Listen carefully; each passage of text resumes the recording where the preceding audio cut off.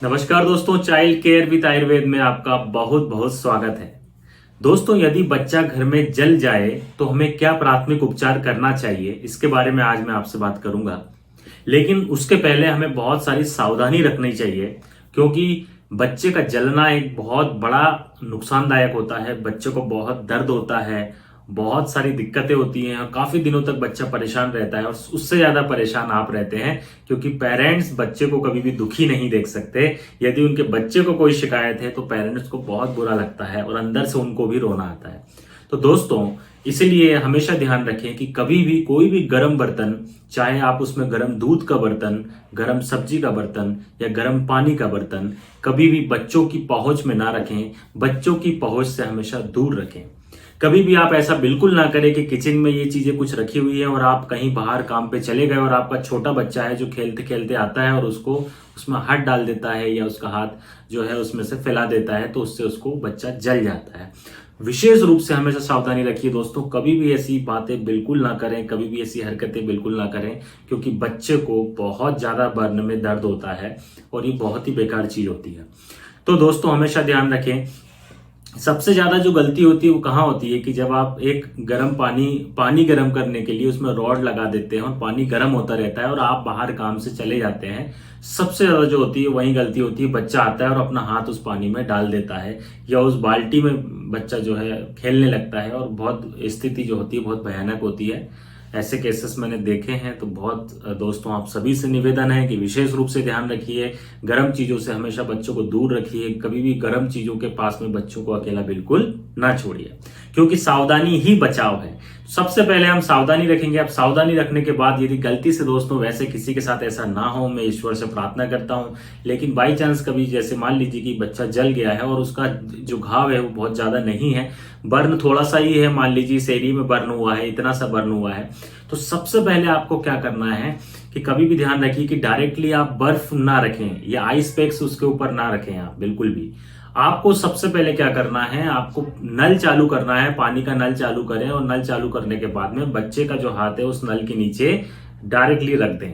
15 से 20 मिनट तक ऐसा नल के नीचे, बहते हुए पानी के नीचे, उसका नल के नीचे उसका हाथ रखा रहे। और ये भी ध्यान रखिए कि डायरेक्ट प्रेशर नल का उसके ऊपर ना है, नहीं तो क्या होगा, उसमें इरोजन और ज्यादा हो जाएंगे।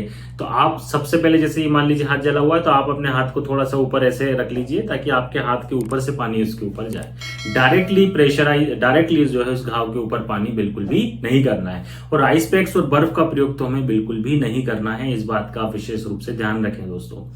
ये करने के बाद में फिर आप क्या कर सकते हैं, आप सिल्वर बेस्ड जो ऑइंटमेंट आते हैं उसका प्रयोग आप कर सकते हैं। उसको लोकल एप्लीकेशन के लिए आप यूज कर सकते हैं। इसके अलावा आप एलोवेरा का जेल लगा सकते हैं। एलोवेरा आयुर्वेद के अनुसार पित्त का शमन करता है, दाह को कम करता है, जलन को कम करता है, घाव को भरता है। तो इसलिए एलोवेरा का जेल भी इसमें बहुत अच्छा प्रयोग में यूज किया जा सकता है। इसके अलावा दोस्तों, बोरोलीन आप सभी जानते हैं, बोरोलीन भी बहुत अच्छा जो होता है जलने कटने में, बोरोलीन का भी बहुत अच्छा काम होता है।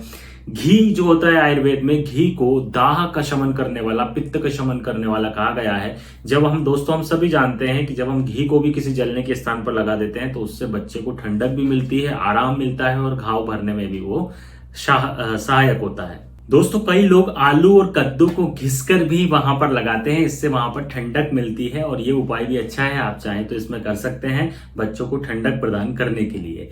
एक चीज का ध्यान रखें कि यदि आप बच्चा ज्यादा जल गया है, घाव ज्यादा बड़ा है, तो तुरंत ही अपने डॉक्टर को दिखाएं। फिर इसमें आप कोई घरेलू उपचार के चक्कर में ना पड़े, क्योंकि क्या होगा, जब ज्यादा जला है तो बच्चे को दर्द बहुत ज्यादा होगा, तो उस कंडीशन में पेन किलर भी बच्चे को देना पड़ेगा। इसके अलावा एंटीबायोटिक्स देनी पड़ेंगी ताकि कोई सुपरफिशियल दूसरा इन्फेक्शन ना हो जाए। तो उसके लिए आप तुरंत जो है बच्चे को डॉक्टर को जरूर दिखाएं। दोस्तों, जहां भी बच्चा जलता है उस पार्ट को ऐसे खुला ना छोड़ें आप, उसकी जगह पतला से कपड़े से उस पार्ट को ढक दें, ताकि क्या होगा कि वो जहां पर जला हुआ है वो जब किसी दूसरी चीज से रगड़ नहीं खाएगा, उसके कारण उसमें वो घाव बढ़ेगा नहीं, वहां पर कोई मक्खियां वगैरह ये नहीं बैठेंगी, तो उसमें दूसरा कोई इन्फेक्शन होने का चांस नहीं होगा।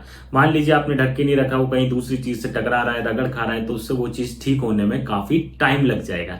इसलिए पतले से कपड़े से उसको आपको उस जगह को ढक के रखना है। इस बात का भी आप विशेष रूप से ध्यान रखिए। इसके अलावा दोस्तों, एंटीसेप्टिक क्रीम का आप यूज कर सकते हैं, जैसे बोरोलीन, सोफ्रामाइसिन, ये भी आप प्रयोग कर सकते हैं। आयुर्वेद में भी एक WH5 जेल करके क्रीम आती है, उसके भी बहुत अच्छे रिजल्ट हैं। आप कहीं भी जलने कटने में जो घाव वगैरह होता है उसमें आप उसका प्रयोग कर सकते हैं। दोस्तों कई लोग गलती क्या कर देते हैं कि जलने के बाद जो फफोला वहां पर पड़ता है उसके अंदर जो पानी होता है उसको लोग फोड़ देते हैं और पानी को निकाल देते हैं। ऐसा आपको बिल्कुल भी नहीं करना है। उस फफोले को, उस ब्लिस्टर को आपको फोड़ना नहीं है, वो अपने आप फूट जाएगा। उसके अंदर जो पानी भरा हुआ है वो एक लेयर का काम करता है, तो उससे अच्छा है आपको उसको फोड़ना नहीं है। जबरदस्ती आपको उसमें कोई छेड़खानी बिल्कुल भी नहीं करना है।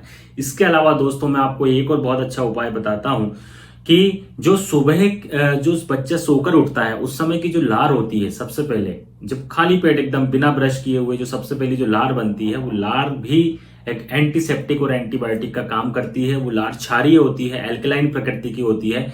यदि कहीं भी जलने का कोई भी घाव हो, यदि हम उसमें सुबह उठकर उस बच्चे की लार उसके जहां पर जले हुए भाग पर लगाते हैं तो उससे भी बहुत जल्दी बच्चे को आराम मिलता है। सुनने में शायद आपको लग रहा होगा कि ये कैसा उपाय है, इतना घिनापन का काम कौन करेगा, लेकिन यदि आप कर सकते हैं तो इसको आप करके देखिए, इसमें भी बहुत अच्छे रिजल्ट आपको मिलेंगे।